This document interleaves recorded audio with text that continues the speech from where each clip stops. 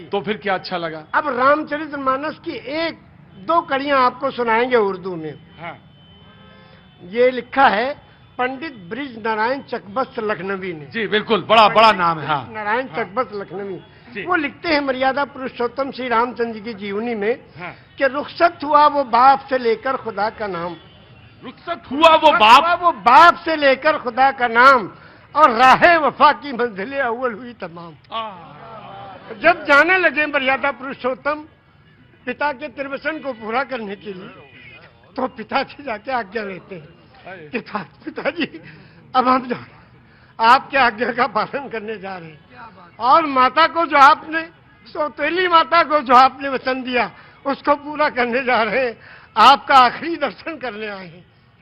तो उस वक्त का दर्शन वो लिखते हैं कि रुखसत हुआ वो बाप से लेकर खुदा का नाम, और राहे वफा की मंजिलें अव्वल हुई तमाम।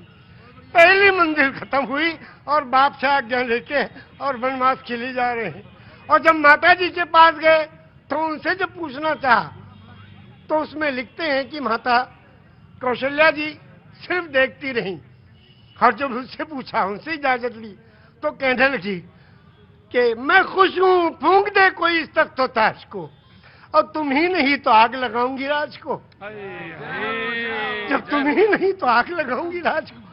क्या आज भी कोई बेटा इतनी बड़ी सल्तनत को ठोकर मारकर और पिता की आज्ञा का पालन करने के लिए तैयार है? ये वचन दिया है श्री रामचंद्र जी ने, ये वचन दिया है पूरी दुनिया को कि देखो अगर पिता कहे तो राज को भी ठोकर लगा दो। उस जमाने में ये था कि बड़ा बेटा वही उत्तराधिकारी होता था, सब छोड़ के चले गए। क्या आज भी कोई बेटा है?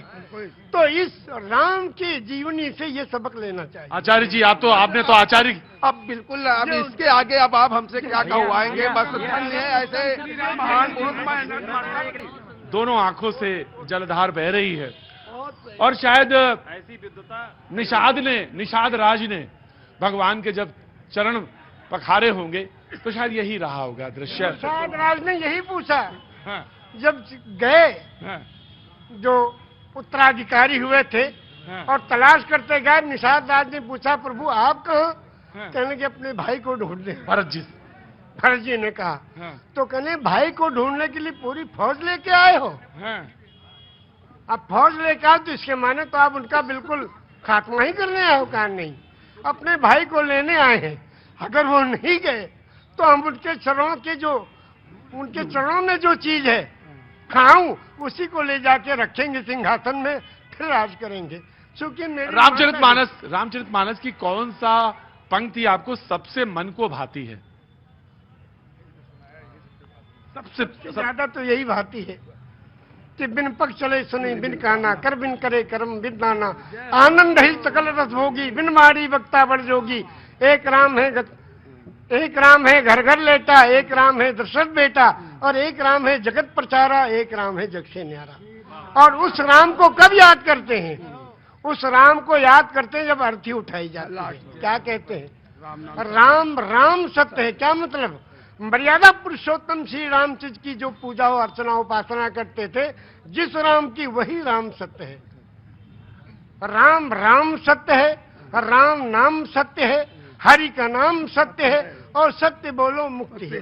वो कौन सी सच्चाई है जिसमें मुक्ति और कल्याण छुपा है? उसको जो जान ले उसका जीवन सफल है। तो क्या 18 पुराण कौन कौन से?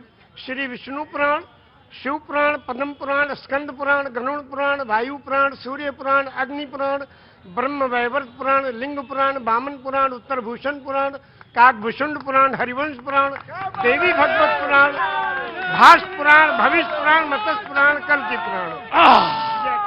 विष्णु पुराण से कल्क पुराण तक आपने 18 पुराण के नाम, वेद भी। और आप मक्का होया है? हाँ, मक्का भी हुआ है 2 बार जी। एक शब्द के बारे में कहना चाहते हैं, सिर्फ एक शब्द है नमाज। वाह, सभी लोग जानते हैं, मुस्लिम कम्युनिटी के लोग नमाज पढ़ते हैं।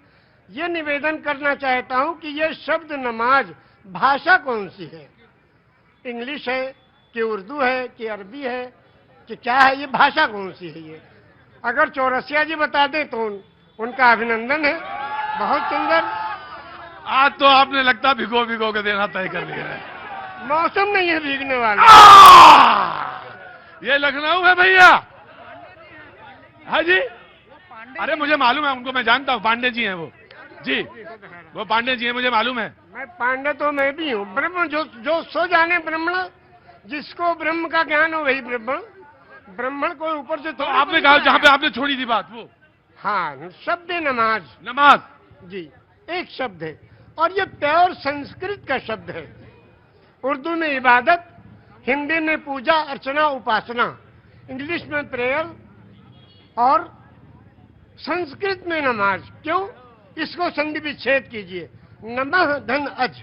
नमः नमन करना, प्रणाम करना, दंडवत करना, सजदा करना, झुक जाना, समर्पण हो जाना, समर्पित कर देना, जय जयकार करना, चरणों में पड़ जाना, धाराशाही होना, नतमस्तक होना, सरेंडर हो जाना। किसको? उस प्रभु के चरणों में इस सुपर कंप्यूटर को रख देना कि हे प्रभु तू ही सबसे बड़ा है और तूने इस मनुष्य को बनाया है, इसका आविष्कारक तू ही है, तेरे चरणों में हम समर्पित हैं, इसलिए अजन्मा को नमन करना।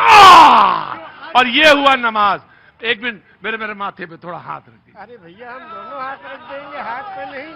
आपको मालिक खूब अच्छा रखे।